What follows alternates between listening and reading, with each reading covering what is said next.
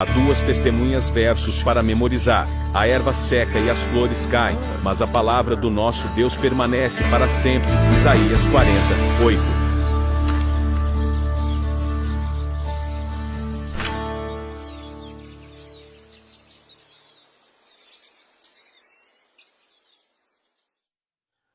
Você está no canal Eu Estudo a Lição com o pastor Samuel Camilo. Hoje é segunda-feira, dia 6 de maio de 2024. E o tema que estudaremos na nossa lição da escola sabatina será Períodos de Tempo Profético. Apocalipse capítulo 11, verso 3 é o texto que serve como base para o nosso estudo, que diz: Darei as minhas duas testemunhas que profetizem por 1260 dias, vestidas de pano de saco. Quando você olha para a Bíblia, você vai encontrar alguns períodos proféticos. Durante esse trimestre já falamos sobre esse período especificamente, que ele aparece como 1260 anos, ou 1260 dias, 42 meses, um tempo, tempos e metade de um tempo. Todos esses períodos proféticos, na verdade, representam um único 1260 dias, que dentro do contexto da profecia, um dia representando um ano, é um período de 1260 anos, que no contexto da profecia representa o período que pessoas não comprometidas com a palavra de Deus estariam trabalhando para tentar fazer com que o povo de Deus, fiel à palavra de Deus, acabasse sendo perseguido.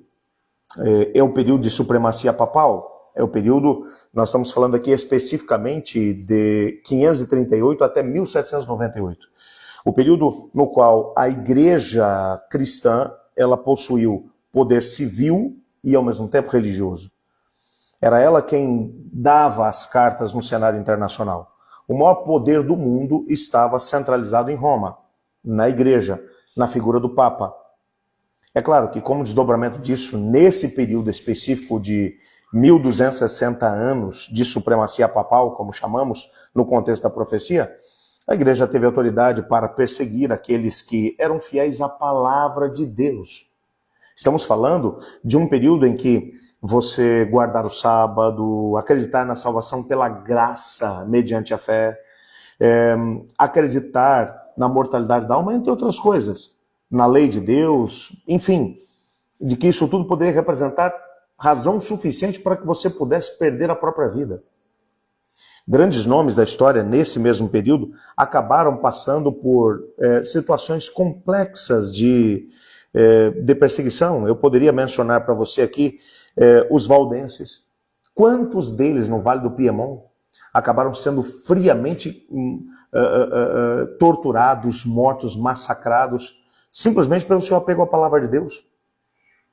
Já mencionamos isso na lição número 4 desse trimestre, se é que não estou enganado, que esses valdenses, eles acabavam se especializando em trabalhar como caixeiros viajantes e em suas viagens eles buscavam oportunidade para entregar porções da palavra de Deus que eles mesmos tinham traduzido e escrito em pedaços pequenos de couro ou papel para que essas pessoas pudessem ser edificadas pela palavra de Deus que tem tanto poder. E por conta disso, e seu apego à Bíblia, eles foram brutalmente assassinados. Poderia falar para vocês de João Hus, Jerônimo, Martinho Lutero, Ulrico Zwinglio, João Calvino, João e Carlos Wesley, entre tantos outros indivíduos que, mesmo enfrentando dura oposição, alguns deles inclusive pagaram com a própria vida por serem fiéis à palavra de Deus, mas não se deixaram intimidar. Você deve se lembrar que no período medieval foi o período em que até mesmo a Santa Inquisição foi estabelecida. Indivíduos que eram fiéis à Bíblia, a palavra de Deus, eram torturados por dias, às vezes até semanas, de forma fria e calculista, simplesmente para poder fazer com que esses indivíduos se confessassem como hereges e então os seus bens seriam confiscados pela igreja.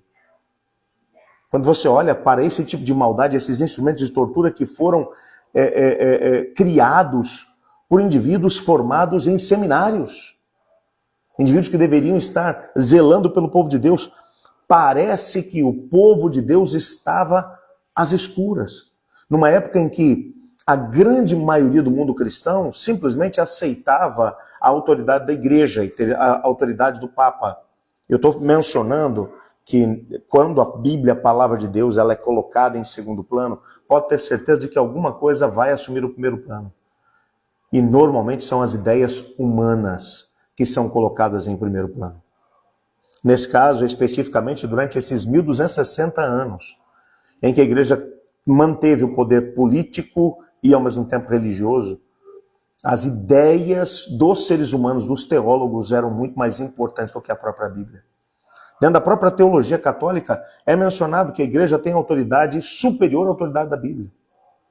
É exatamente nesse período que Apocalipse 11 vai dizer que as duas testemunhas, Antigo e Novo Testamento, se você não estudou sobre isso na lição de ontem, eu te incentivo a voltar no vídeo de ontem, assistir ao vídeo, para você poder entender os argumentos que são dados para a interpretação de que as duas testemunhas vestidas de saco que testemunham durante esse período de 1260 dias, anos, essas duas testemunhas representam simplesmente o Antigo e o Novo Testamento. É a palavra de Deus que, apesar de ter sido colocada de lado, de ter sido acorrentada, aprisionada, de ter sido excluída do povo, ainda assim haviam indivíduos que, pagando um preço muito alto, ainda continuavam testemunhando da vontade de Deus. Haviam ainda muitas pessoas que se convertiam a Cristo Jesus nesse período. Pessoas que permaneciam fiéis à palavra de Deus, mesmo a custo da própria vida. Por isso, mesmo nesse período profético, o período dos 42 meses, de um tempo, tempos e metade de um tempo, 1260 dias, anos, mesmo nesse período que foi o período mais difícil da história da igreja, mesmo que vestida de pano de saco, ou seja, mesmo tendo sido empobrecida pelos seres humanos, ela continuou com o mesmo poder de sempre, e aqueles que foram tocados por ela foram também transformados e levados ao convívio com o Senhor. Essa palavra tem poder. E hoje ela continua tendo exatamente o mesmo poder que teve nesse período. Mas tantos de nós que hoje não temos mais qualquer tipo de imposição que nos impeça de ler, de estudar a Bíblia, mas que deixamos a Bíblia em segundo plano e não bebemos da sua fonte. Amanhã nós vamos aprofundar um pouco mais nesse tempo, ou nesse estudo, e a temática que estudaremos será: as duas testemunhas são mortas. Vamos tentar entender um pouco melhor isso, mas agora, para já, eu quero orar com você. Obrigado, Pai, por tua palavra, por sabermos que mesmo nesse período de tanta escuridão, de trevas, que foram os 1260 dias, anos, ainda assim o Senhor permaneceu junto com o seu povo e não permitiu que o seu povo ficasse no escuro em relação à tua palavra. Nós colocamos, Pai, a nossa vida em tuas mãos e pedimos que essa palavra ela também toque a nossa vida, pois em nome de Jesus que oramos. Amém. Eu estudo a lição e você?